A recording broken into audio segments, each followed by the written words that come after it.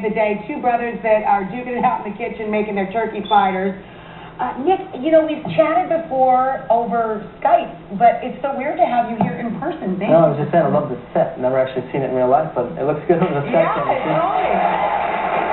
So, you know, we were just chit-chatting backstage, and we were like, boy, I bet they have some crazy fan stories from over the years. Do you have any moments? I mean, there's so many of them, I'm sure. Yeah, there have been a couple. I think the most memorable of all of them was we were releasing our album a little bit longer here in New York, and went to Virgin Megastore when it was still around, and basically just told our fans that we'd be there at midnight, and didn't expect as many to show up, and there's about 25,000. Unbelievable. It was a special moment, and I think we all look back at it with a bit of fear, because we were like, we're going to get locked up for this. It was also a lot of fun. I actually remember that. I lived very close to there. Oh, wow. Sorry about that. You could see the mob from literally from out our rooftop window. Yeah. I think, you know, the thing that's great about our fans, they're so passionate. Yeah. And they really support us in a major way. And when it came to that record and the release of that, it was a special moment for all of us. So yeah, and they're into it for the long haul, which is great. They are. Yeah. What age did you start playing? Do you remember first time you ever picked up a guitar or, you know, sang into like a hairbrush or something? Yeah, I grew up in a very musical home. My dad's a pianist and a singer, and so it was always around. And he raised us on some great records. So, you know, the instruments were around, and I just picked them up and started playing. The first one I played was actually percussion. Yeah. Very basic. When you're 4 years old, it's not too hard to start hitting things. Banging on something. I picked up the guitar and the piano and the drums all around the same time when I was about 10 or 11. So once it translated for you, it was all there kind of waiting for you? Yeah, it was the kind of thing where I think, you know, starting with piano first, you have a real understanding of music, and you know, anyone that plays an instrument, I think, can relate to the fact that it's all similar in a certain way. And even the drums, you know, it's not, you know, notes and things, but it is, it's all about rhythm, and just the same thing translates over to guitar and piano and all the rest. Yeah, same for my husband. He started as a little boy with the piano and then plays all of those different things too. It's sort of like cooking. Everybody says, when did you learn how to cook? Well, everybody in my family cooks, so you're around it and it just sort of happens naturally. Yeah, everyone in my family cooks except for me. I just eat it all. I don't look like I eat it all, but no, you don't. You look really, really good and really healthy. And we're going to get to that in a minute. Part of what you do to keep your diabetes in check. Yeah, I was diagnosed when I was 13, diabetes.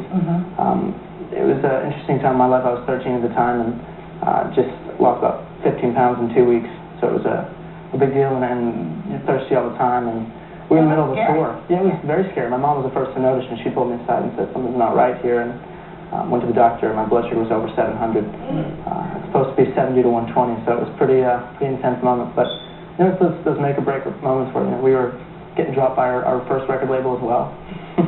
And when you look back on it, you can either say, you know, I'm going to press on through this, or I'm going to make a difference. It's such a young age, too. I mean, you know, I can't imagine that. I mean, you're only 13 years old. You got all that pressure with labels and health pressure.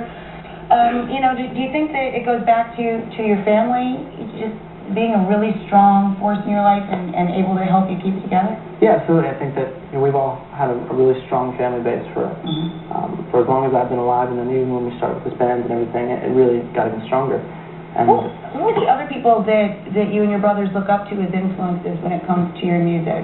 You know, outside your family, who are the people that you just really admire? People like Stevie Wonder, Elvis Costello, and Prince. Those are my favorites. It's a great short list.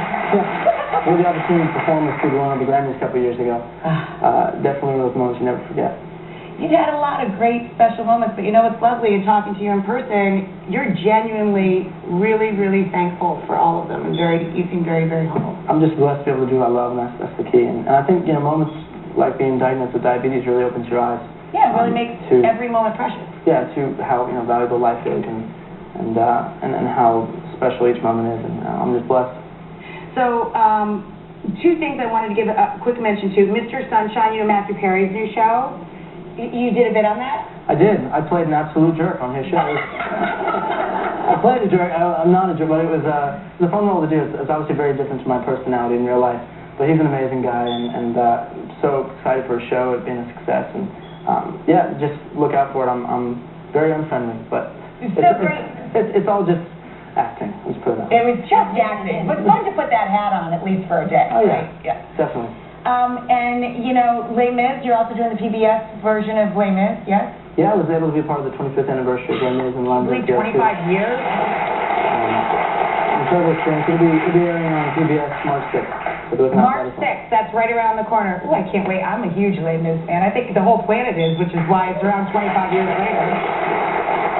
Okay, now, let's get back to talking about what we have here on the sofa, the Contour USB. My grandfather lived with us, took care of me a lot when I was a little kid, suffered from type 1 diabetes all of his life. And he was able to control it largely with diet. He's Sicilian, so he ate a lot of seafood, dark leafy greens.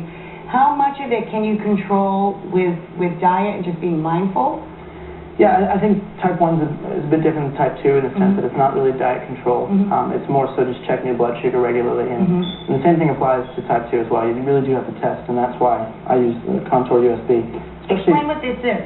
Yeah, this is the meter that I use, and I test about 10 to 12 times a day. Wow. So my fingers at this point are, little pricks. But it's all good. It's about keeping, your blood sugar level, and using this is really helpful. And this I can plug right into the computer and send my numbers to my doctor when I'm out on the road. And oh, no kidding. Yeah, I'm happy to It has report a USB dog in it? It does, yeah. That's amazing, and you can report back to your doctor. I mean, it's really amazing how much progress has been made over the last decade or so. I talk to people who've been diagnosed for 25 years, and they're telling me that the technology we have today to take care of it is so much better than when they were first diagnosed. And it's interesting because I think that we're in a new generation, obviously with music and Facebook and Twitter and all these different things, and the fact that diabetes technology is kind of going along with that is crucial. And it's like a whole other generation. And makes such a huge stride in allowing young people especially to be on top of their disease. So we'll have all the information about everything that we talked about up on our website, but just quick reminders, the Les Miserables 25th anniversary concert is March 6th on PBS.